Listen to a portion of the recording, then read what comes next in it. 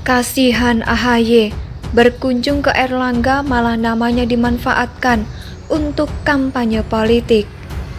Meskipun elektabilitas partainya rendah alias nyaris jadi partai gurem dan elektabilitas dirinya juga tidak kalah rendahnya, AHY terlihat pede dengan langkah politik yang dia bangun. Bahkan sekarang dimunculkan berita yang berjudul SBY ingin menghabiskan waktunya dengan fokus melukis. Yang itu artinya Partai Demokrat ingin memberikan pesan kepada khalayak ramai bahwa AHY tidak lagi berdiri di bawah ketiak bapaknya tersebut.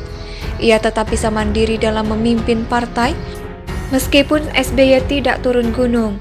Nah, yang namanya juga ketua partai, apalagi ketua partai mantan pemenang pemilu, tentu yang disasar oleh AHY tidak lagi kekuasaan di tingkat daerah, melainkan medan tarungnya sudah di kancah nasional. AHY disebut sukses sebagai ketua partai, minimal ia jadi cawapres, lebih-lebih bisa jadi capres. Posisi itulah yang sekarang dia kejar dengan melakukan segala cara teranyar yang dilakukan oleh mantan tentara itu untuk mendapatkan gelar sebagai capres atau cawapres. Benaran adalah dengan menggelar silaturahmi ke kediaman Ketua Umum Partai Golkar, Erlangga Hartarto. Ia pun mengatakan pertemuannya dengan Menko Perekonomian itu dalam rangka untuk membangun kekeluargaan yang baik. Intinya insya Allah, kalau para tokoh politik juga selalu bersilaturahmi, tidak selalu urusan politik tentunya ya, tapi urusan-urusan yang humanis, kekeluargaan seperti ini juga akan membangun semangat yang baik ke depan, ujar putra sulung SBY itu dengan nada seperti tanpa bersalah. Cadas, apa yang disampaikan oleh AHY tersebut, dia ketua partai, pengen jadi presiden atau wakil presiden, menemui ketua partai Golkar menjelang Pilpres 2024, tapi mengelak dikatakan ngomongin urusan politik.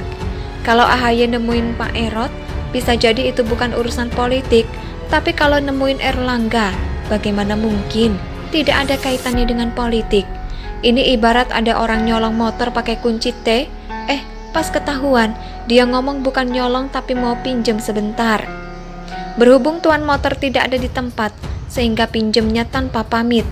Jadi omongan AHY bahwa dirinya bertemu Erlangga tidak berkaitan dengan urusan politik, itu tidak lebih dari sekedar retorika belaka. Dan apesnya, ia dimanfaatkan pula oleh Erlangga untuk melakukan pencitraan.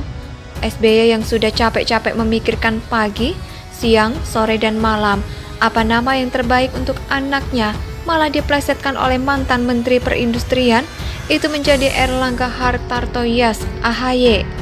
Awalnya Erlangga main tebak-tebakan sama AHY. Adapun pertanyaan yang dia lontarkan adalah, apa kepanjangan AHY? Karena itu namanya sendiri. Tentu AHY nggak akan lupa dong. Tanpa mikir panjang, ia langsung menjawab, Agus Harimurti Yudhoyono. Ternyata jawaban mantan ketua Korgasma itu salah. Yang benar adalah Erlangga Hartarto Yas. Makjleb, keren-keren punya malah dijadikan bahan untuk pencitraan pula. Dan tanpa seizin si pencipta nama, yakni SBY. Uniknya, meskipun sudah pakai nama AHY sebagai atribut politiknya, Erlangga tidak sama sekali menyebut mantan cagup DKI gagal itu sebagai cawapresnya. Itu artinya apa? Ia hanya pengen namanya saja, tapi nggak orangnya. Dan menurut hemat penulis, sangat wajar sih kalau Erlangga nggak mau berpasangan dengan AHY bertarung di Pilpres 2024 mendatang. Karena banyak banget minusnya. Pertama, elektabilitas AHY bisa dibilang cukup rendah.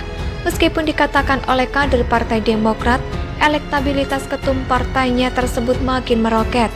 Jadi kalau Erlangga berpasangan dengan AHY, itu sama saja dengan bunuh diri. Lawang elektabilitas Erlangga juga rendah kok. Dipasangkan dengan sesama pemilik elektabilitas rendah, Modiar. Tentu dia tidak mau dong. Partainya lebih besar dari Partai Demokrat kok, yakni masuk 3 besar partai dengan perolehan suara terbanyak. Masa mau disetir oleh pendiri partai? Nyaris gurem. Masa cakup gagal mau jadi cawapres? Kan gak lucu. Begitupun dengan AHY yang jadi ketua partai digoreng dadakan. Tentu kualitasnya masih perlu dipertanyakan. Karena yang namanya buah karbitan pasti matangnya gak akan sempurna, malah yang ada dapat membahayakan. salah satunya adalah dapat mengganggu kesuburan.